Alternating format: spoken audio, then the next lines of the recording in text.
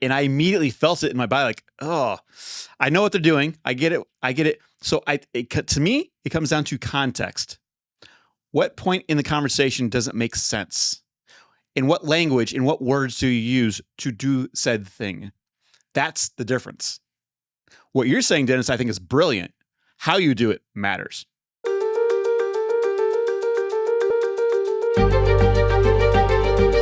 Okay, if you are new to sales, if you've never done sales, we'll just give you a quick look, a quick peek at what the elements of a sales process are all about. Okay?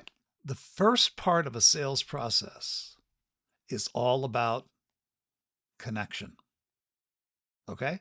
A sales conversation starts with connection, or it ends without connection. Does that make sense? Nope. Oh, now Paul's gone. I don't agree with that, actually. I really don't. It doesn't start there. It doesn't start with a connection. It doesn't? No, it starts with yourself. Okay. Yeah. Now he's going to You can't jump over steps, Dennis. Okay.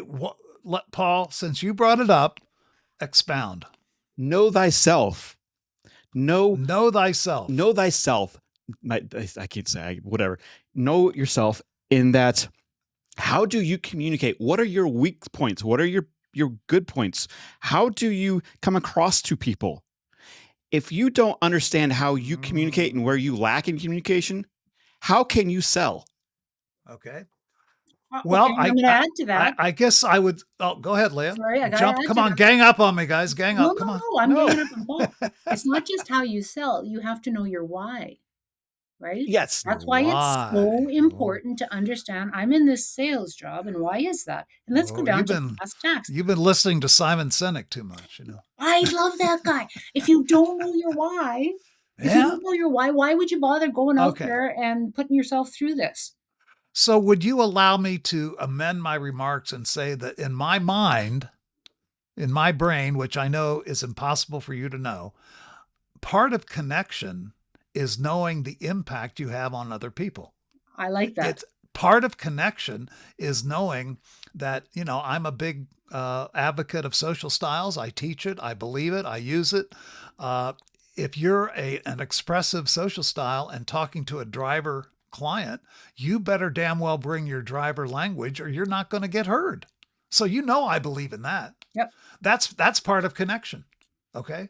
It's not, it's knowing who you are, as Boomer rightly said, and knowing furthermore, even more important is knowing the impact you have on others. Okay. I just have to say this. Oh, you're waiting for me, Dennis. I know you are.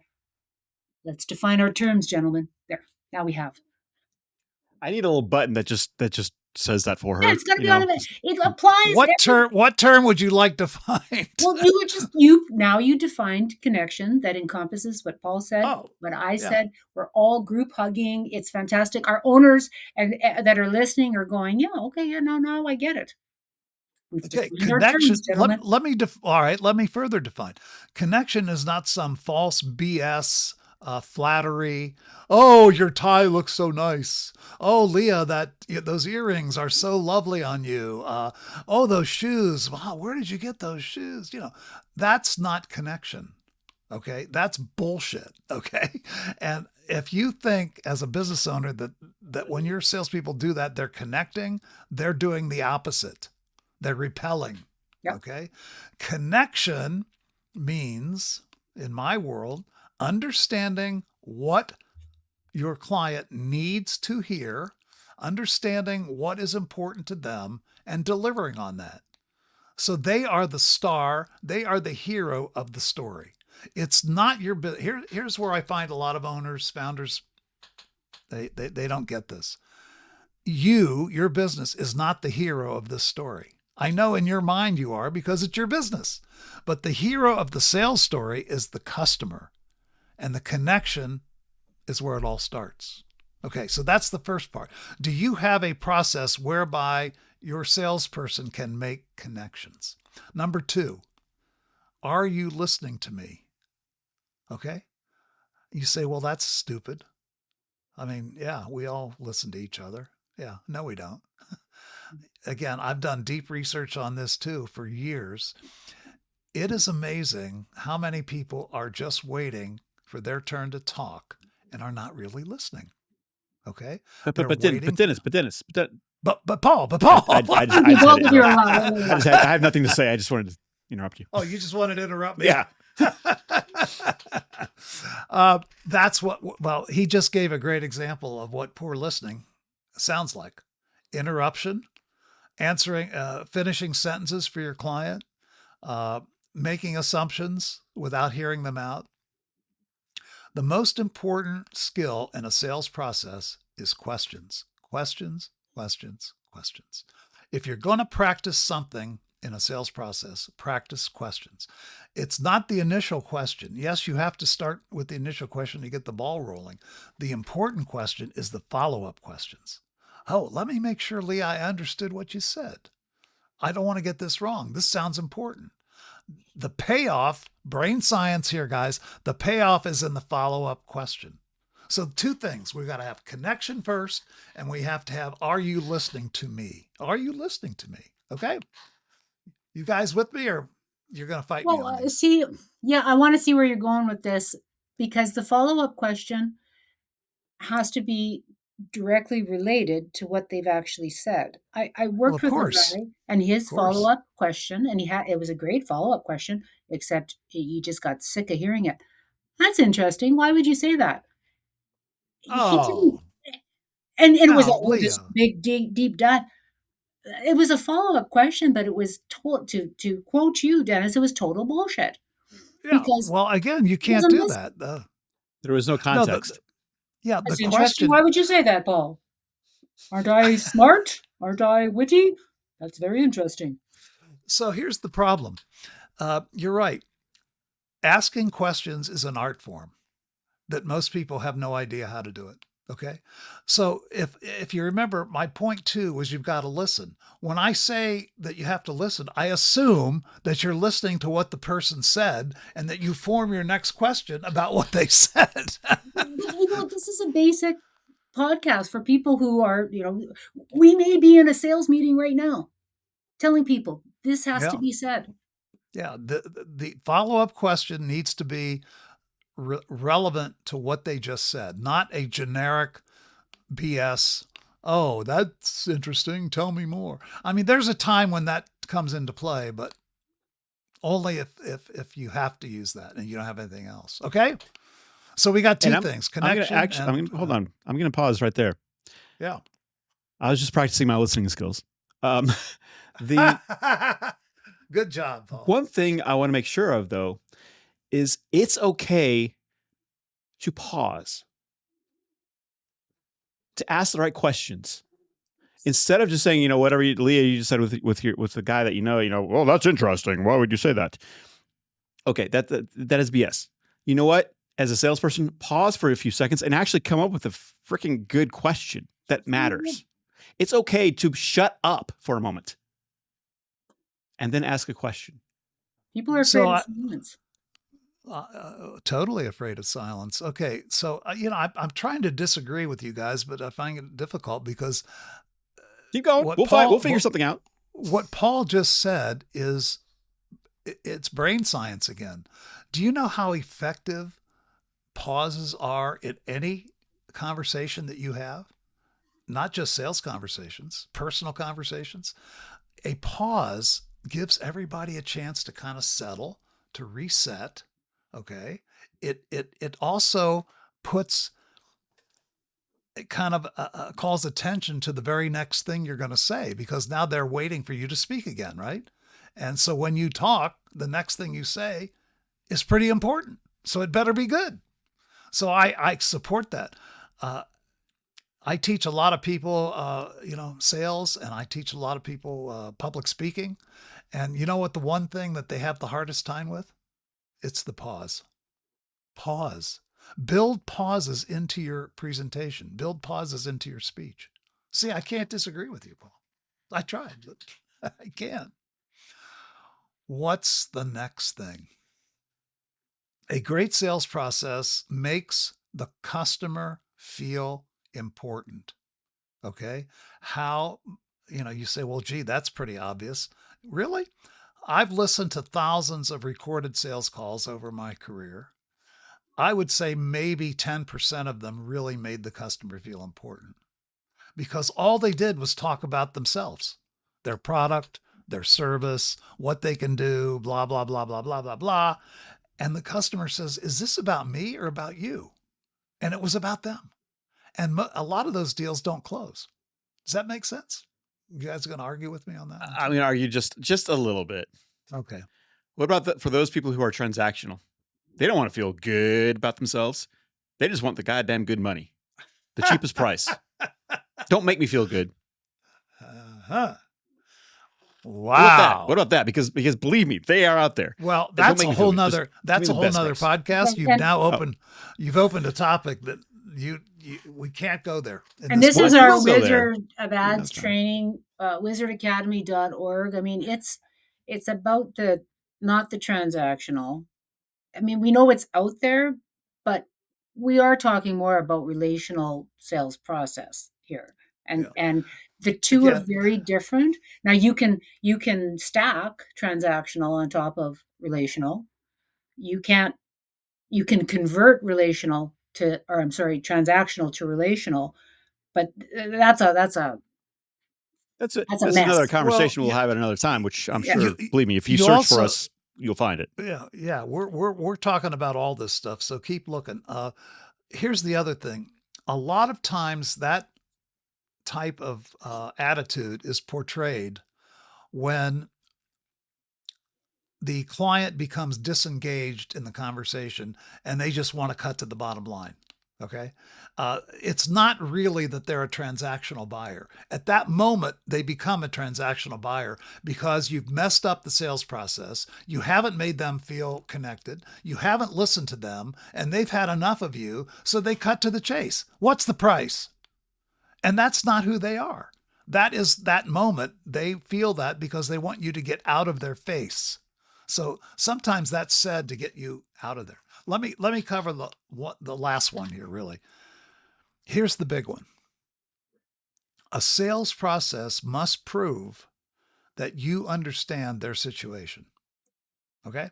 I cannot tell you how many sales conversations that I have gotten an engagement from because I used that. Let me summarize what you told me about what you need. I heard A, B, C, D, E. Did I get that right? Do I understand your situation? Bam. Once they say yes to that question, you're engaged. But can it sound salesy when you do that? I hate to sound salesy. I'm a salesperson and have been. Why would that? So it can sound because we are talking about educated people out there that are buying our clients. What's salesy about that, Leah? I don't think that's salesy at all. I think it just sounds like a setup question. It's like, what are you talking about? If I ask you, Leah, I heard you say 3 things. Do I get you? Do I understand you? That sounds salesy. Dennis, there's a $5 bill on the floor behind you. I'm not sure if I dropped it or you dropped it, but there now. Like, doesn't it sound kind of like that too? I don't know. I struggle with. Not to me. Okay. I mean, I know I'm being sold if somebody does that. Really? Oh, absolutely. Oh, I totally disagree with that. That is one of the, again, going back to brain science, the reason that people accept your proposal or reject it is primarily one reason. You didn't really understand their situation. You did not understand them. You went off on your own tangent and went your own way, and you did not marry up what you have to say with their needs. And I agree with that, but I don't like a tactic to prove that I've done it. How would you do it? All right, so how would you do it? In the course of the conversation, as they're telling stuff and you're relating it to, oh, I had another client that happened to. Oh, you know what? I remember, so-and-so telling me, yes, that's exactly right. We can work with that. It is a process. It shouldn't be a tactic. And that smells like a sales tactic to me. Wow, boy. Well, we couldn't disagree more. I've taught it for years. I've used it for years, and I will be honest with you, it's never failed me. I'm not going to tell you every single thing closed, but nobody pushed back on that. But I can't imagine you laying it out like that. I know you would do it, but I don't think you would do it like that. Okay. Well, I've in all the conversation, I guess you've never tried to sell me anything. I guess not. Or maybe he has and you just don't know it. Yeah. Believe me, I mean, we're sitting here on this podcast and you're saying, well, that's a tactic. If you use this properly, it is not perceived as a tactic. Okay. It's perceived as someone who really cares that you are zeroing in on what's important to them and not some BS that your owner told you to try to go sell. Okay. So then this is the Leah warning. Make sure it doesn't sound like a tactic. Okay. Well, I think we got to close this out, but how would you make it not a tactic though? You said it comes up in the conversation. Sometimes it does, sometimes it doesn't. You make it. It is a tactic, even the way I'm saying it. I made it. I summarized what you told me. I made it come up. I caused it to come up. I took what you said and summarized it. It's too direct. It's too direct of a conversation. Too direct of a conversation. Yeah. Dennis, I'm sorry. I'm on Team Leah here because I've heard that before and I immediately felt it in my body like, oh, I know what they're doing. I get it. So to me, it comes down to context. What point in the conversation doesn't make sense? In what language, in what words do you use to do said thing? That's the difference. What you're saying, Dennis, I think is brilliant. How you do it matters. Okay. Isn't that always the case though? How you do it always just for matters. Our owners, I had to be specific. I just had to be specific. Make sure they get it, that it's the how. So you're saying that they shouldn't do that. I'm saying they be cautious. We're talking, this is kryptonite. This is kryptonite, Dennis. Kryptonite. If I said, well, Dennis, so I just want to summarize now where we are at the end of this podcast. People will hit the button and be done with it because, oh, she's done. We don't need to hear it again. Well, you wouldn't do the same thing on a podcast. We're talking about a live conversation with somebody where you're trying to get them engaged and the biggest obstacle to getting them engaged is that they feel you don't understand them. Okay. That you are talking about your product or service and not what they need. Oh, I'd love to go on a sales call with you, Dennis. Oh boy. You would, huh? I would. You'd teach me a few things, huh? I wouldn't. I would. You are a master class. I don't know, Leah. Oh, absolutely. But it is when you get down to it, it's the how and that's what's fun about being able to have the conversation. The one thing I always tell, and you've been on sales training calls with me, you have to use your language. You cannot use my language. What works for me may not work for you. We're talking about frameworks and concepts here. Yeah. Okay. Not scripts, not word for word. So yeah, if you say the way you get to that may vary, what I just spoke of works for me, maybe another way works for you. But if you don't do it, you're running the risk of not having the engagement. And we both agree with that. And our business owners, man, this is gold, you guys. You have to know where you are in the process to be able to not pull, not push, but put your arm around your client and let them know that you're there to help. You bet. Okay, guys. I think we've, Paul, last words from you on this, thoughts? Stay tuned and look for other podcasts from us. And listen to us disagree, by the way. And yes, so this can convert. Leah Bumfrey and Dennis Collins and Paul Boomer. And enjoy the show. And the disagreements. That's what I have to say. We'll get you next time.